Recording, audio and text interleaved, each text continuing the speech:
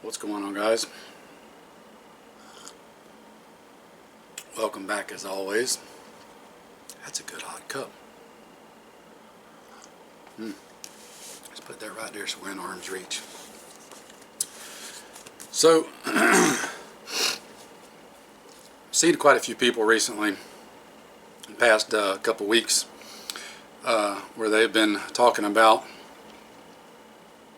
new thermal optic that they've been checking out, and the opportunity came about for me to check one out, so I decided why not.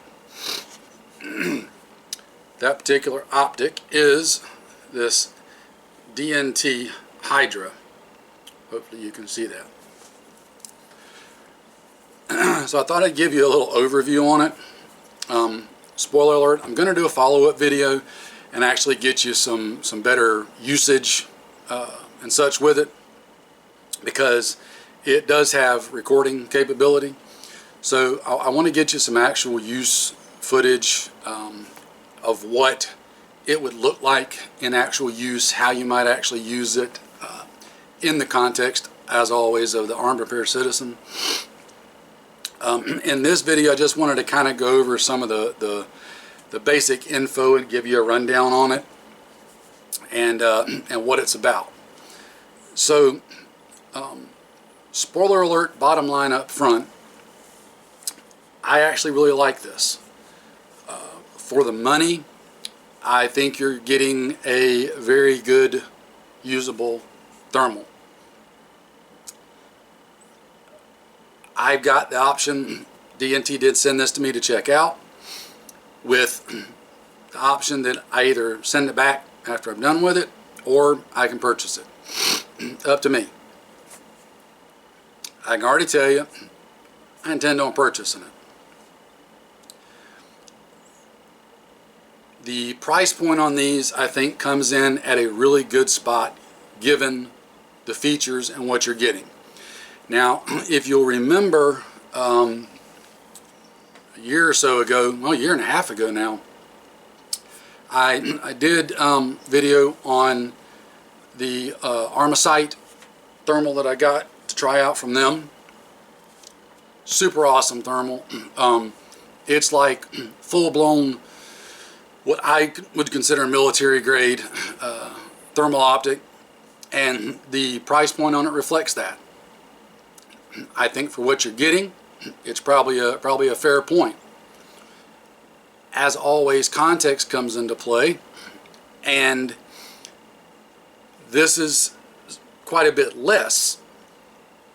There are differences between this and, say, the Armasight, but I think both will serve you very well, and it depends on what you can afford as to which one you should get, if thermal is something you're shopping for. This one being lower cost doesn't mean that it's not any good. That's some weird thing that people equate to lower price meaning not good. No, it just means it doesn't have some of the same things. For example, that context thing that I talk about all the time, you know, the dead horse that I refuse to stop beating, and I'm going to keep beating.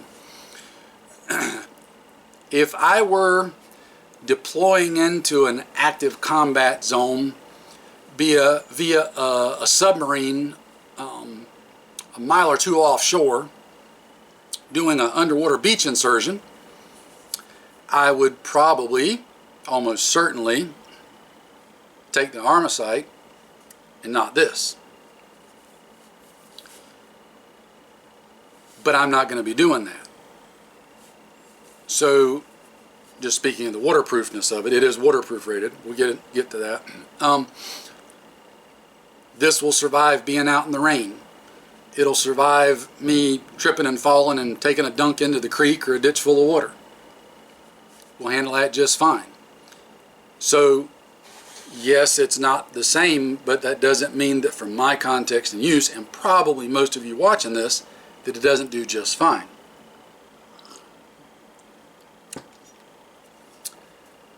Ruggedness. I haven't beat this around a lot. No reason to. if I were halo diving into a active combat zone, I'd probably want something other than this. If I'm walking around my property, jumping off the tailgate of a pickup truck, tripping and falling, walking through the woods, it's do just fine. It's going to take it, not even think a thing about it. So I lay all that out to you up front just to give you a little bit of context of where we're coming from, what we're talking about. So there are 3 different versions of the Hydra. Now, I'm not going to get super duper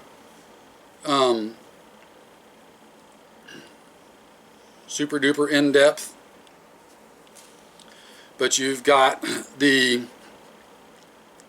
HS225, which is this one, which comes in at $1,000. The 325, which is $1,500, and then the 640, which is the HS635, which comes in at $2,500. So you've got those 3 price points that you can kind of pick what you want. Now, this one is the bottom, the HS225, which is, let me pull up all the details, because no, I ain't got the crap memorized, guys. Where is the resolution? Alright, it's a 256 resolution. The other 2 go up from there all the way up to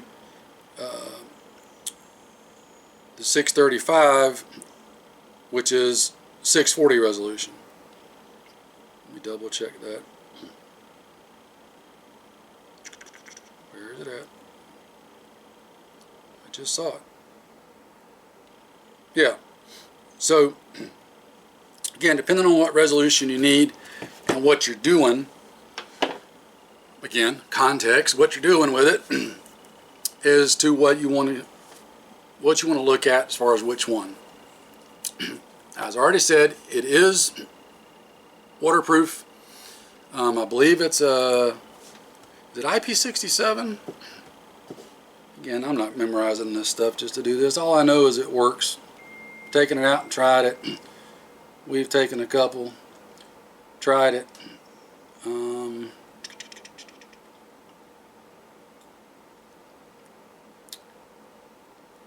Things like this have so many special. Yeah, IP67. I was right. Old memory's still working. IP67 waterproof rated.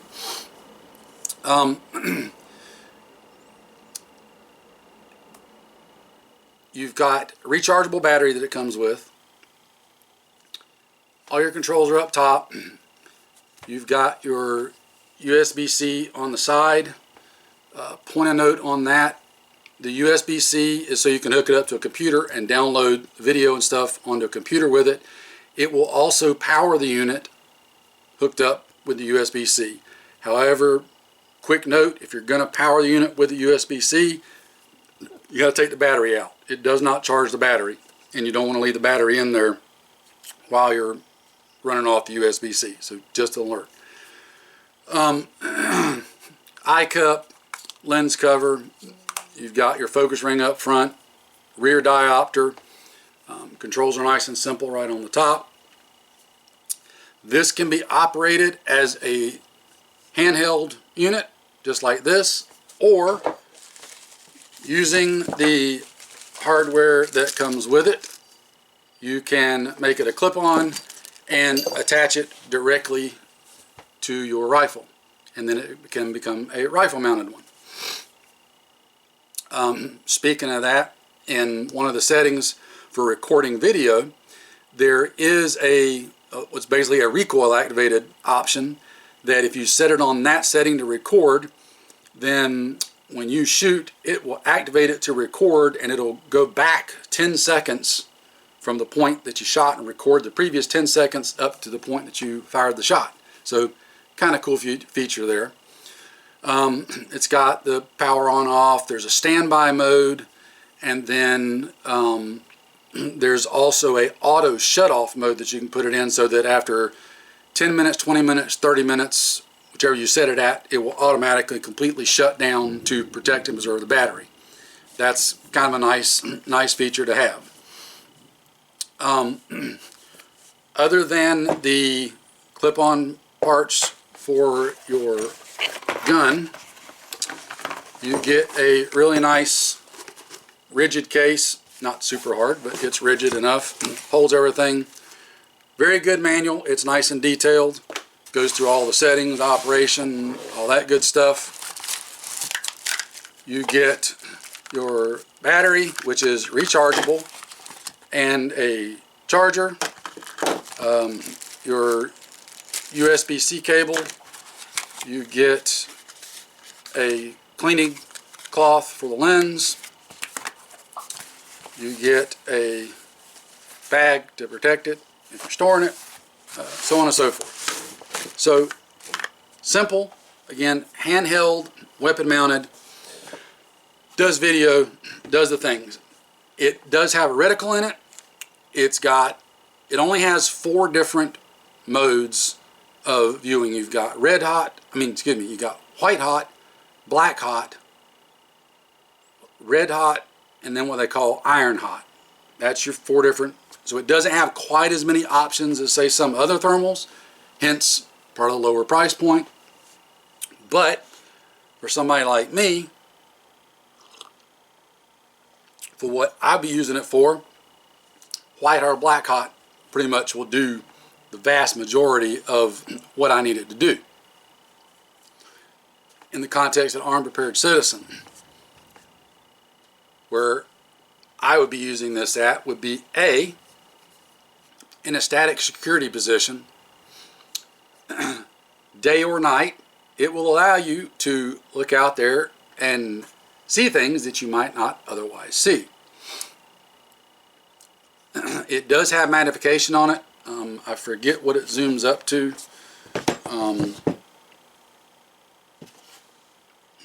It stays at 1.5x, and you can go all the way up to, no, I'm sorry, it stays at 3x, and you can go all the way up to 3, 4.5, 6, 9, or 12. So you can crank up the magnification pretty high.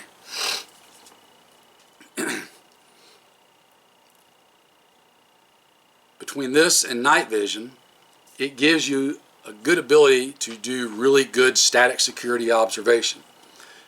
Let's just hypothetically say you can hear something, but you can't see it. So you pop up the night vision. You're not getting anything on night vision. Night vision has its limitations. You pop to the thermal.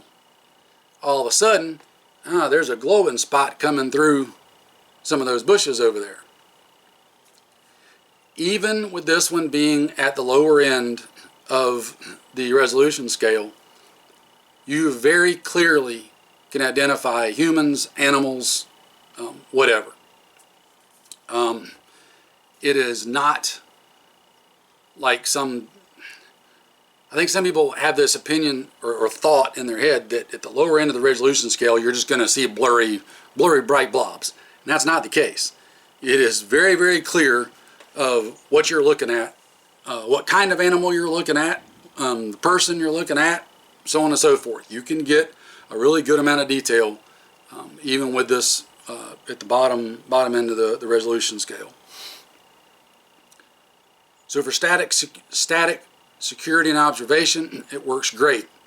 For hunting purposes, especially varmint hunting, gives you that really good ability, day or night, to see something that you otherwise might not be able to see. What else was I going to cover with you guys on this?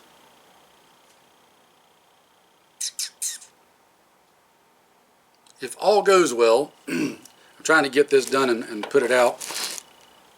I'll roll in some footage here at the end, and I'm just going to basically give you just an idea, because I know not everybody watching this, guys, is super familiar with thermal and how it all works. So If you're the pro, then just, you know, sit tight. It'd be all right. For those of you that aren't overly familiar, I'm just going to get you some simple footage of a couple of things. For example, one of the easiest things to show the difference in the way it works is I'm fortunate enough to have my hot water heater right next to my air handler unit from my house. So I can show you really good contrast between the heat coming off the water pipes going in versus the cold of the air handler unit running the cold air through it. Because believe me, right now we're running the cold air through it because it's the middle of freaking summer and it's 800,000 degrees outside, or so it feels. So I'll try to roll some of that in here at the end.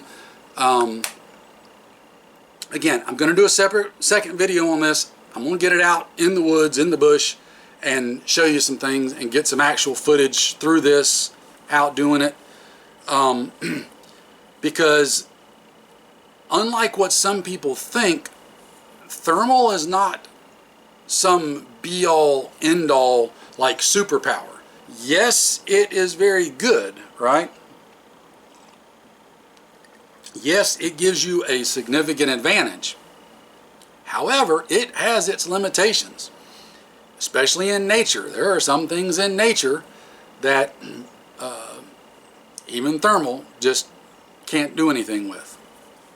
So, with that said, what else was I going to cover on it? Again, this isn't meant to be some detailed review or anything, guys. I just wanted to give you a quick overview on it, let you know I've got it and I'm playing with it, and I'll get you some more stuff later as soon as I can get the time to get out and get it. It's probably going to take me another week or two. I got a lot on the plate right now and a lot on the schedule.